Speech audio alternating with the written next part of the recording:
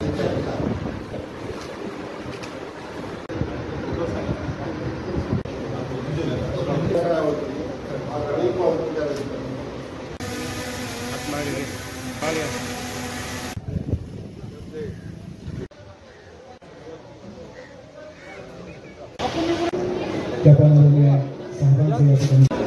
जोरदार पनीर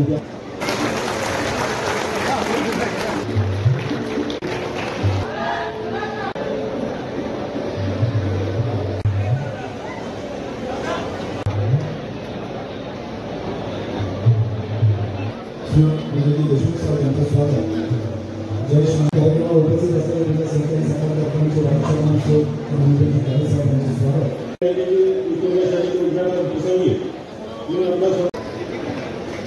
या धोरणामुळे शेतकऱ्याच्या खिशामध्ये ते 200-300 रुपये ज्यादा घ्यायचे होते आज मारण्यात आले अशी आणि दिलीपराव देशमुख पैशाचा कामान आहे.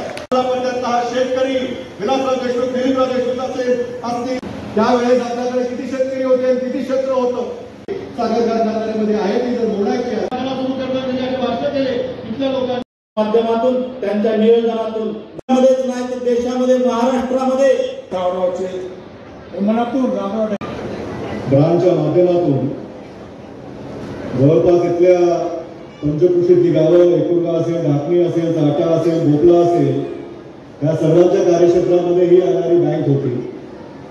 अनेक वर्षापासून ह्या भागामध्ये एक सुसज्ज इमारत आपापल्या बँकेच्या माध्यमातून लोकांच्या सेवेसाठी रुजू व्हावी अशी मागणी आदरणीय आपले नेते दिलीपराव देशमुख साहेबांच्या कडे होती. मला सांगताना अभिमान वाटतोय खऱ्या अर्थानं लातूर जिल्ह्यामध्यवर्ती बँक ही राज्यामध्ये किंवा देशपातळीवरची अशी एकमेवच बँक असेल की ज्यांनी एक मानस केलेला आहे किंवा ग्रामीण भागातल्या बँकिंग सेवेचा चेहरा मोहरा बदलण्याचं एक संकल्प केलेला आहे. आणि तो संकल्प आदरणीय दिलीपराव देशमुख साहेबांच्या नेतृत्वाखाली आम्हाला संधी मिळाल्यामुळे आमच्या माध्यमातून तो आम्ही संकल्प पूर्ण करण्याचा आमचा प्रयत्न चालू आहे. त्यामुळे आपण जर आता लातूर जिल्हा मध्यवर्ती बँकेच्या इमारती जर बघितल्या ज्या ज्या नवीन इमारती गेल्या काही वर्षामध्ये आम्ही पूर्ण करू शकलो तर साहेबांनी अतिशय देखण्या इमारतीचा एक प्रोटोटाईप तयार केलेला आहे. आणि प्रत्येक ती नवीन इमारत येणाऱ्या काळामध्ये जी होईल ती ह्याच पद्धतीनं जो आपल्या व्यासपीठावर किंवा आपल्या निमंत्रण पत्रिकेवर जो फोटो आहे त्याच डिझाईनची जिल्हा मध्यवर्ती बँक प्रत्येक ग्रामीण भागामध्ये येणाऱ्या काळामध्ये तशीच देखणी सुसज्ज बँक कुठे जरी आपण गेलो ती बिल्डिंग जरी आपण बघितली आपण नेहमी आता गुगल आणि व्हॉट्सअपच्या जमान्यामध्ये राहतो. सहज जर आपण गुगलवर अमेरिकेच्या देशातलं राष्ट्रपती भवन जर बघितलं तर त्याची इमारत आणि आता तुमच्या एकुरग्यामध्ये असणारी तुमची जिल्हा मध्यवर्ती बँकेची इमारत त्याच्यामध्ये जी साम्य आहे की अमेरिकेसारखी इमारत आपल्या गाव भागातल्या साहेबांनी निर्माण आपल्याला करून दिले. जोरात साहेबांच्या आपण टाळ्याने त्याच्यावर आधार मानावे की आपलं नेतृत्व एक दृष्टिकोन जो घेऊन चालतोय की गोरगरीब ग्रामीण भागातल्या जनतेच्या अडीअडचणी दूर झाल्या पाहिजे, त्यांचा आर्थिक विकास झाला पाहिजे, त्यांच्या हाताला त्यांच्या काम मिळालं पाहिजे. जे लहान लहान मुलं ह्या भागातून पुढे येऊ पाहत आहेत ते जे स्वप्न पाहत आहेत ते स्वप्न पूर्ती करणारे एक साधन अशी संस्था आपल्या माध्यमातून ती निर्माण झाली पाहिजे.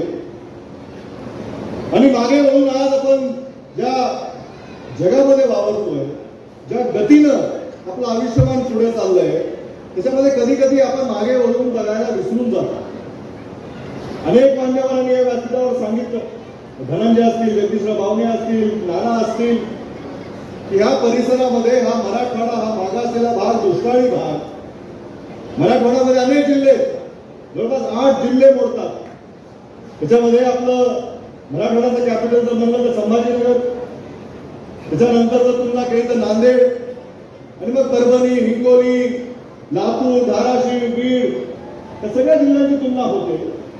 पण आज आपण मागे वळून बघितलं पाहिजे. मागे वळून बघितल्यानंतर आपल्याला कळतं की आज आपण कुठे येऊन थांबलेलो आहोत. एखाद्या शिखराला सर करताना तो माणूस तो व्यक्ती शिखर सर करताना तो मागे बघत नाही कारण काय किती वर आलं त्याची भीती वाटते. पण कधीतरी वर गेल्यानंतर जेव्हा तो शिखरावर जाऊन आपला झेंडा काढतो तेव्हा त्याला जो नजारा दिसतो त्या नजाऱ्याचा जो दृष्टिकोन किंवा ते दृश्य जे आपल्या डोळ्यासमोर येतात त्याच्यानंतर वाटतं की आपण किती पुढे आलेलो आहोत. लातूरकरांनी देखील ते बघितलं पाहिजे. 1982 मध्ये धाराशिव जिल्ह्यातून आपल्या जिल्ह्याची निर्मिती झाली. आपण विभक्त झालो आणि त्या काळापासून आज तागाय 2024 पर्यंत जवळपास 40-42 वर्ष आपल्याला पूर्ण होत आलेली आहेत. आणि ही जी काही आपली प्रगती झालेली आहे, हे जो काही आपला आर्थिक विकास झालेला आहे, ह्या भागामध्ये जे जमिनीचे भाव असतील, पिकाची पद्धती असेल, प्रक्रिया करणारे कारखाने असतील, जिल्हा मध्यवर्ती बँकेच्या माध्यमातून करणारे कारभार असेल, आणि फक्त जिल्हा मध्यवर्ती बँक एवढंच नाही, प्रत्येक नॅशनलाइज बँक आपल्या भागामध्ये कारभार करते. ती का करते? कारण काय तुमच्या भागामध्ये त्याचे व्यावहारिकरित्या ते बँक कारभार करू शकते म्हणून ते इथे येतात. शिक्षण संस्था ज्या आपल्या भागामध्ये चालतात, उद्योग जे MIDC मध्ये चालतात, त्या सगळ्या भागातून आपल्या भागातल्या लोकांनीच पुढाकार घेऊन इथले उद्योग झालेले आहेत, इथले शेतकरी पुढे आलेले आहेत, इथला तरुण वर्ग शिकून कुठेतरी मोठा अधिकारी झालेला आहे. त्या सगळ्या व्यवस्था आपल्या भागामध्ये कशा निर्माण झाल्या याच्यावर देखील विचार झाला पाहिजे. अलीकडच्या राजकारणाची परिस्थिती फार बिकट झालेली आहे, त्याच्यावर मला जास्त भाष्य करायचं नाही. ते आजचं अलीकडचं राजकारण फक्त सत्ता मिळवण्यासाठी राजकारण करतायत. सत्ताधाऱ्यांचं राजकारण फक्त सत्ता मिळवण्यासाठी, तात्पुरतं राजकारण, निवडणूक आली की राजकारण, निवडणूक समोर घेऊन आंदोलन, निवडणूक पुढे आलेली प्रश्न. पण काँग्रेसचं जे राजकारण आहे, काँग्रेसचं राजकारण नाही, काँग्रेस समाजकारण करतं. हे मला आवर्जून आपल्याला ह्या कार्यक्रमामध्ये सांगायचं. काँग्रेसनं राजकारण केलं असतं तर हा देश ब्रिटिशांच्या हातातून कधीच मुक्त झाला असता. आपण सगळ्यांनी विचार केला पाहिजे. काँग्रेसच्या मंडळीला फक्त राजकारण करायचं होतं तर तेव्हाच सोयीचं होतं. ब्रिटिश म्हणले असतं तसंच काँग्रेसच्या मंडळीने काम केलं असतं तर तुम्हा आम्हा पोरांना राजकारण किंवा जे आपण स्वातंत्र्य दिन काल साजरा केला, तर स्वातंत्र्य दिन देखील साजरा करण्याची मुभा आपल्या देशामध्ये नसते.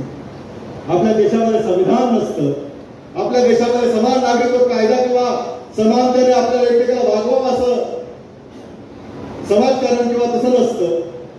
त्यामुळे आपण विचार केला पाहिजे. स्वातंत्र्य आपण मिळवलं, स्वातंत्र्य आपण टिकवलं, संविधानाच्या अधीन राहून जे काँग्रेस पक्षाची मंडळी काम करत आहेत, अनेक वर्ष त्यांनी काम केलं, अनेक राज्यांना विकास करण्यामध्ये ती मदत झाली. त्याच्यामधून ह्या संस्था सगळ्या निर्माण झाल्या. यशवंतराव चव्हाण साहेब असतील, नाईक साहेब असतील, वसंतदादा असतील, या सगळ्यांनी दृष्टिकोन राज्याला दिला की सहकार क्षेत्र मजबूत झालं पाहिजे. बिना सहकार नाही उद्धार हा ब्रीद वाक्य घेऊन आपली मंडळी कामाला लागली आणि आज त्याचे फळ आपण चाकतोय. आज जरी आपल्यावर कोणी टीका करत असेल तर त्या टीकेचं देखील स्वागत आहे. त्यांच्या अडचणी असतील, त्या अडचणी आम्हाला त्या हाताने मागतात, त्या टीकाबद्दल आम्हाला विरोध नाहीये. कोणी आवाज उठवतं याबद्दल आम्हाला विरोध नाहीये. किंवा आपण ज्या ग्रामीण भागात राहतो आपणही विचार केला पाहिजे. आपल्या हातामध्ये जर एखादा खडा असेल तो खडा आपण बाबळीच्या झाडाला मारणार का आंब्याच्या झाडाला मारणार? कशाला मारणार आहोत? आंब्याच्या झाडाला का मारणार आहोत? फळ देतंय, सावली देतंय, बाबळीच्या झाडाला किती लागतंय का? नाही ना. काँग्रेस हे त्या आंब्याच्या झाडासारखं आहे, त्याचा विचार ते वटवृक्षासारखा आहे, त्याची मूळ मजबूत आहेत, खंबीर आहेत. कुठल्या आलेल्या गेलेल्या वाऱ्यामुळे ते काही हलणार नाहीयेत. आणि तुमच्यासाठी जे करायचं ठरलेलं आहे ते करण्यापासून आम्हाला कोणी देखील थांबवू शकत नाही. 4 पैसे तुमच्या खिशात पडलेच पाहिजेत. जिल्हा बँकेकडे तुमच्या कर्जाची फाईल आहे ती मंजूर झालीच पाहिजे. बचत गटांना न्याय मिळालाच पाहिजे. तुमच्या दारापर्यंत ती सेवा तुम्हाला कशी निःशुल्क मिळेल त्याची व्यवस्था झालीच पाहिजे. ह्या सगळ्या बाबींसाठी काँग्रेसचं नेतृत्व त्या संस्थेमध्ये काम करतं.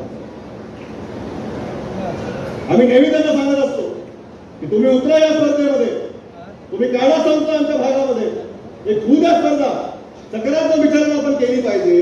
तुम्ही देखील या भागामध्ये कारखाने उघडा, काही 4 लोकांना नोकऱ्या द्या, 4 लोकांचे कुटुंब प्रपंच मोठे करा ना. कोण थांबवलंय? तुम्ही ते धाडस करा, आम्ही तुम्हाला सहकार्य करू.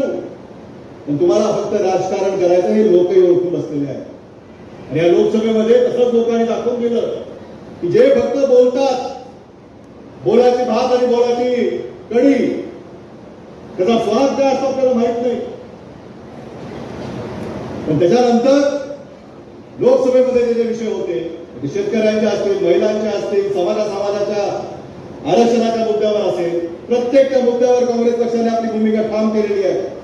प्रत्येक त्या मुद्द्यावर कुणालाही त्रास न होता सर्वांना समावेश करणारं या देशामध्ये आपलं नेतृत्व म्हणजे राहुलजी गांधी यांच्या माध्यमातून जे आता ते लोकसभेचे विरोधी पक्ष नेते झालेले आहेत ते सगळे ते प्रश्न त्यांच्या सभागृहामध्ये ते मांडतात. लोकांच्या मागणी ज्या असतील त्या मागण्या पूर्ण झाल्या पाहिजे, त्यासाठी सरकारनं तत्परतेने काम केलं पाहिजे. आज जर लोक आपल्या शेतीमालाला भाव मागत असतील तर त्यांना भाव मिळाला पाहिजे. आज जर समाजामध्ये आपल्या घटकांना जे मागायचे राहिलेले आहे त्यांना पुढे आणण्यासाठी त्यांना आरक्षणाची मदत हवी असेल तर ती आरक्षणाची मदत देखील त्यांना दिली पाहिजे. प्रत्येक त्या भागामध्ये त्याचा विकास समान पद्धतीने झाला पाहिजे. ह्या भूमिकेतून काँग्रेस आणि सगळा विरोधी पक्ष आज कामाला लागलेला आहे. महाराष्ट्रामध्ये देखील तीच पद्धत आहे, तीच परिस्थिती आहे.